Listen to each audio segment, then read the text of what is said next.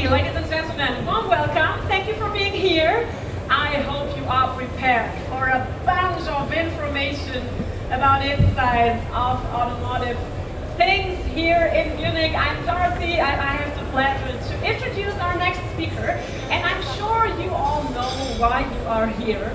That's why, precisely and fast, I will introduce our next speaker. He made his way from Tokyo to Munich, and he said it's his first time here at IAA Mobility. If you ask yourself the questions how car makers can move faster from design to stronger and to lighter parts, then you are at the perfect place, because we will now get all the insights and all the infos from our speaker. He talks about a new AI platform from Great Technologies. Please introduce me in welcoming Mr. Yuta Murakami.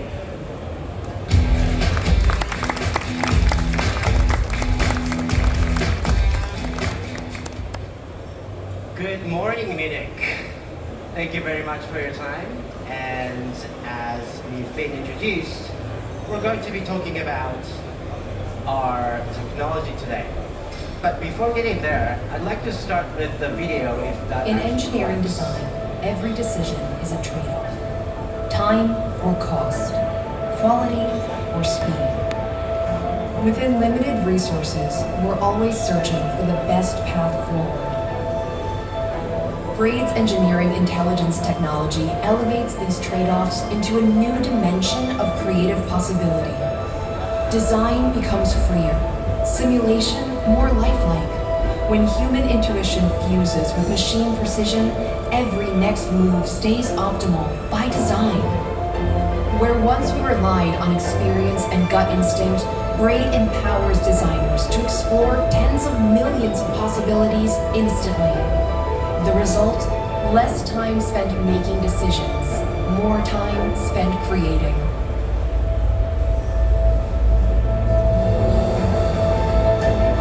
From concept to prototype, from prototype to production, everything moves faster, more accurately, and more sustainably. With Braid, the power to imagine is extended. This is the turning point in how we make things. Welcome to the future of design, led by Braid. We just wanted to do this because it's freshly created. We just had to brag about our video. We're based in Tokyo, Shibuya, and probably one of the few startups coming out of Japan for this event. And I have a quick question for you guys. How many of you are more engineering background? All us engineers. Great. How many of you are more business, sales, marketing oriented? Thank you very much. So overwhelming number of engineers in this place. I am Yuta. I'm the COO of Great Technologies. If you think about any industrial goods, your phone, your tablets, anything, your mug cup, anything has been designed at some point. Somebody had to design it. What we are doing is to automate that designing process and completely transform the way you actually engineer the products. We are building the real reasoning engine that actually understands engineers' intention and create the actual manufacturable design with optimal performance. That's what we do. We're aiming at automating the global engineering, 70% of it, of design. We handle metals, plastics, simple composites.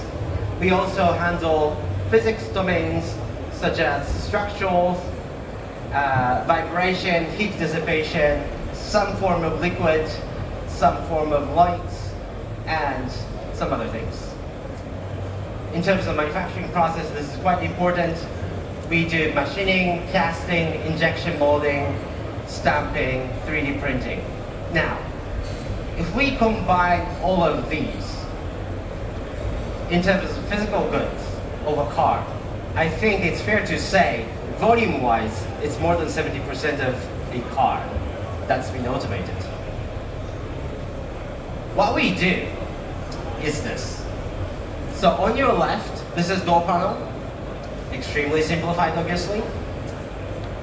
If designer came up with the outer design of the door panel, it's still just a surface. The engineers who have intention to make it stiff enough, to make it manufacturable, while trying to optimize the mass. Let's say this was the intention. If we give our system this intention, our system will generate the part that's shown in the middle automatically. This is what we do. Intent, automated shape generation, and multiple options available. Now, this is a very important page that I'd like to bore you. One thing that is important is that I haven't talked about anything about the past design or data. So it's very different from generative AI that you see in the world. ChatGPT is possible because in the internet you can find thousands, millions, billions of picture of a cat that's available. If you're asking the data for e-axle to Google, nothing will come up except for a baby image, some of them, but it's very useless in terms of designing a new e-axle, for instance. This is our advantage. We only need the intention, what you want. We don't need the pre-teaching process for AI. That's available because we're principle-based. We use physics and mathematics to generate shapes. The next thing is manufacturability. Let's face it, we have so many solutions that talk about generative design, optimized design. How many of you have tried it and actually seen something that is totally not manufacturable? Typically topology optimization, you have very weirdly looking shape. How do you stamp it?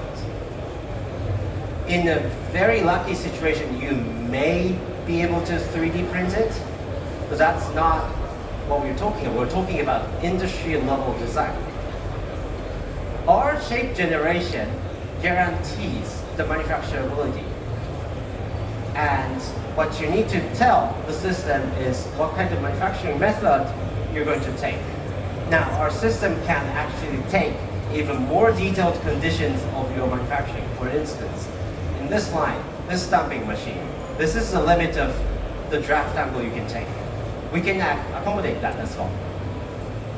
The point is, it's manufacturable. The third thing is it's actually a novel design.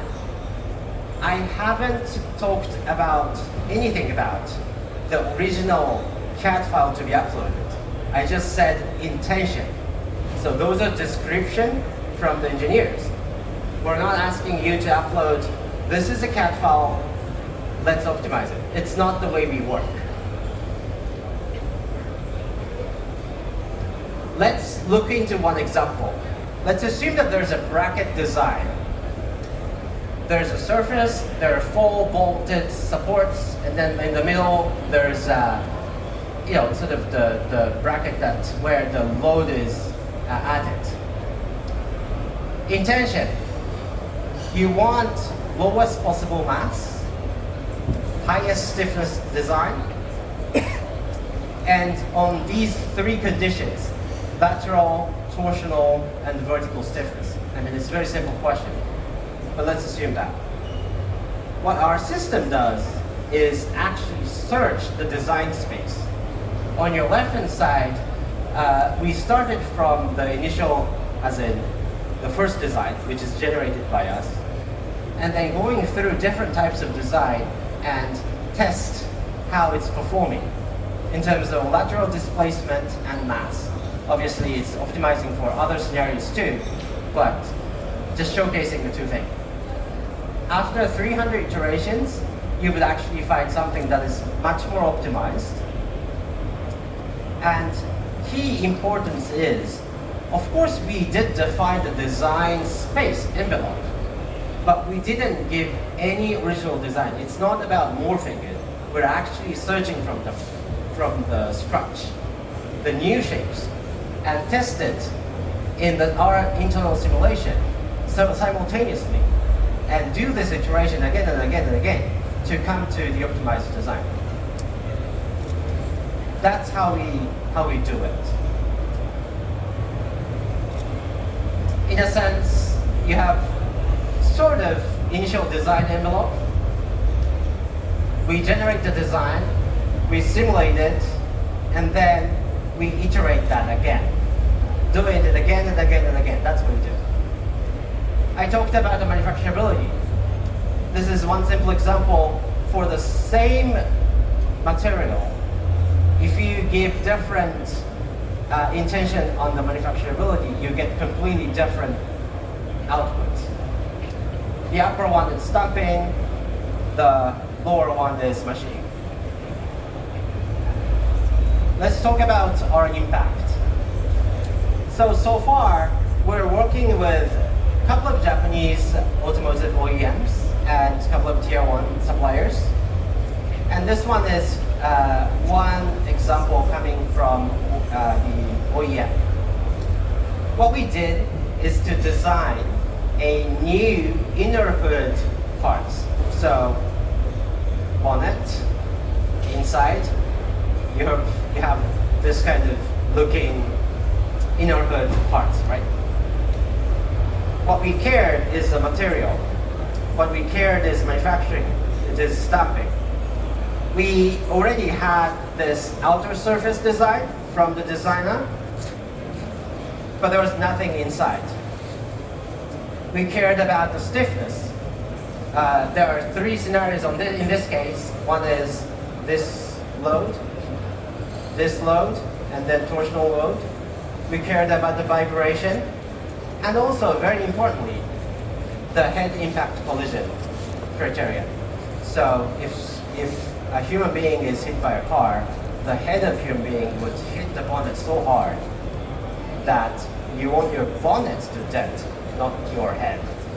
That's the safety standard that we have. I don't need to lecture this in this forum, I guess. But in this case, yes, we did consider the collision as well, in that sense. Now, if we run our software for a night, it's about 5 hours. We got 20,000 freshly generated design options. Just in 5 hours. Think about it. How many freshly designed options would you consider in a new car development? Probably, in our client case, it was 2 or 3. I mean, obviously they test versions of it, but in terms of concepts, they only tried 2 or 3 new designs. As opposed to that, we got 20,000. Now, if you take mass as a horizontal axis and torsional stiffness as a vertical axis, just as an example, and we just placed this black dot afterwards because we didn't require any original design, but that was the reference point, right? If you go top left, that means you got lighter, stronger design. This is how it look. I mean, the images are completely dummy, unfortunately. But this is the impact that we generated.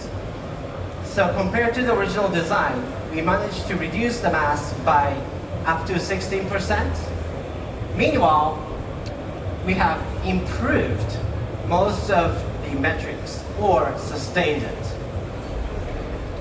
So think about it. In this case, this is a new SUV model, 50,000 units production per year. Guess how much it would be the cost reduction? It's about €1 million just for this inner hood for that particular model for a year. That's what we have achieved. On top of that, typically the hood design would take up to 11 months, 12 months. In this case, it's a different process, but the whole news is the duration has been cut into half. More importantly, the effort put by human being has been reduced by close to 70%. That's a great achievement. So you see how this closed loop type of optimization would transform the way you work when you design new things. Braid now provides a couple of solutions. One is more focused on metal, the other being plastic. We do more enterprise level joint development if it comes to more complicated physics domain. For instance, heat dissipation, CFD, collision. That's something we have to talk about. But on the structural, stiffness, vibration, etc., we're very comfortable. A little bit about the company. I was hoping that some of you are actually the investor. We are a 4-year-old company based in Tokyo, Shibuya. Our CEO is Ivo Timoteo. He's a Portuguese guy. Our CTO, Guido Posu. He is an Italian guy. And I'm Yuta, the COO. I take care of the customer relations as well as governmental relations and some other internal operations. We are 25 people at this moment, coming out of 18 different countries, all working in Japan. Most of them are either physics Olympiad, mathematics Olympiad, used to be X, and we combine the physics, mathematics, and computer science at the PhD level and create this type of solutions. We're 4-year-old.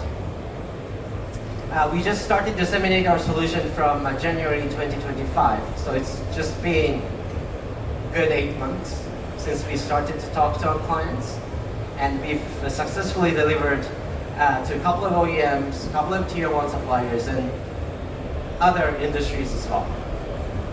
So we're very much glad that we could be here to talk to more European-based players. And we do have a booth in the hall A2, so we're waiting for your visit. Please pay a visit. But I think we still do have 10 minutes, so if I may, I'd like to take some questions if you have any.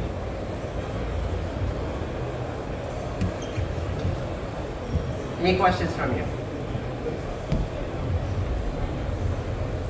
Please. Thank you.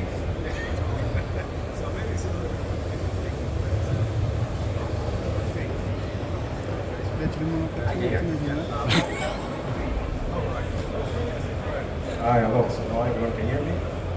It's a little bit of future thinking, but using your solution for structural design, how long do you think that actually you can come to a point which you say totally optimize the body and white of a vehicle, and your solution will do it? How long do you think you'll need to get to this point? Thank you. Thank you very much. We don't believe that there will be no human involved in the future design. We don't believe that. We still believe that human beings will be involved. I think within 2 years time frame, I'm looking at our lead researcher here, I think we will comfortably handling the entire body chassis or the upper body of a vehicle. I think we can do that. But our whole point, which our clients love, is that we're not giving you one option, we're giving you 20,000 options. you still have to pick one. And if you think about the car, it's all about the balance, delicate balance. Thinking about your target, thinking about your customer. Because this is an SUV, the client didn't want to get the lightest option, but rather the balance stiffness option. That comes with the cost as well. So we do believe that that bit would still be there. Also, we still do believe that quality assurance on the testing and CAE still happens after our solution, because that is essential for automotive OEMs to ensure the quality. We're not doing that. But we're very comfortable automating the most cumbersome process. And typically, it's just process work, not creative. That bit, I think we can shrink it as minimal, is probably our answer. Thank you very much. If you have any questions.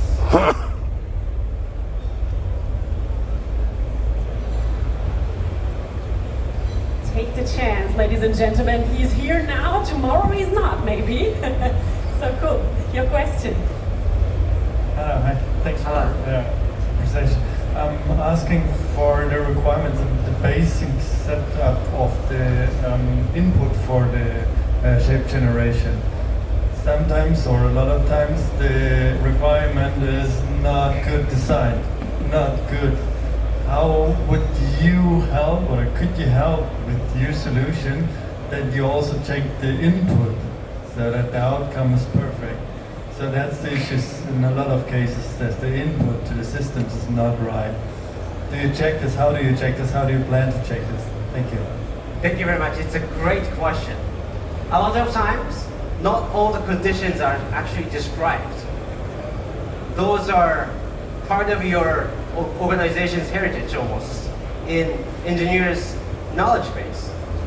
And that is okay, because if you think about it, it only took 5 hours to get this. And if these didn't match to your expectation, let's do it again. Let's set another condition. Let's add conditions. That's totally possible. So we do understand the reality that not all the description, not all the conditions are actually written. But we believe we can use this to sort of explore what was actually the conditions that mattered, right? And it's a bit of iteration process, but the cost is so low that you can do it as much as you want. Still, you're gaining quite a bit of efficiency gain, I think. And that's why we do believe the human being will still be involved in the automotive industry. We truly believe that. And I think we are aiming at becoming one of the tools to support that. Thank you. Yeah, again, I like that. Let me go again into the creative side. So as you know, in terms of the process for automotive development, there's a bit too much stage gate instead of parallel development, because parallel development is a field where you can actually save total development time. Would you see a possibility that you would be optimizing the body and white of a car, which also of course involves the shape, and at the same time changing the design, the aesthetics? Because what happens is that, as you know, first you go for design freeze, then afterwards you start developing the body in white, you realize, okay, this shape here is a bit too complex, reverse. You know, is it possible that actually you could integrate the two into one single process? Thank you. Thank you very much. I love that. So what we see is that most of the traditional automotive OEMs do have fairly siloed organization where there's a designer, there's a bonnet designer,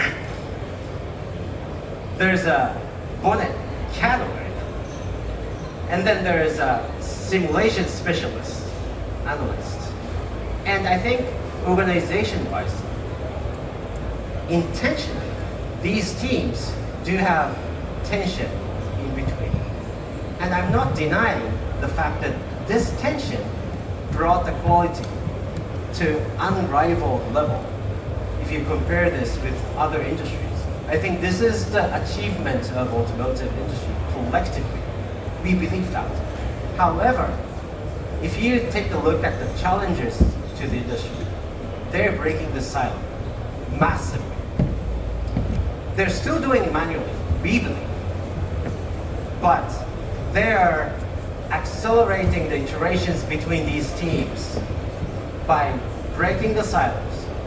We believe, and in fact it's part of a project with one of the OEMs in Japan, is to how do we create a more collaborative, expertise-oriented team with a higher amount of iterations while reducing the burden of actual manual work. We think that would be the future. And I think that's totally possible. So we still have time for one more question, ladies and gentlemen. Take the chance for getting the direct interaction with the Utah. Is there one more? Seems no, but Utah, you just said you're in Hall A2. That's correct. That's where we find great technology. So maybe after the session you want to stroll around and meet the other colleagues of Utah. But now I would say let's give a round of applause for this insights we got in the last minutes. Yuta Murakami, it was a pleasure to have you here. Thank you for having so me. much. Thank you very much. Bye-bye. Bye.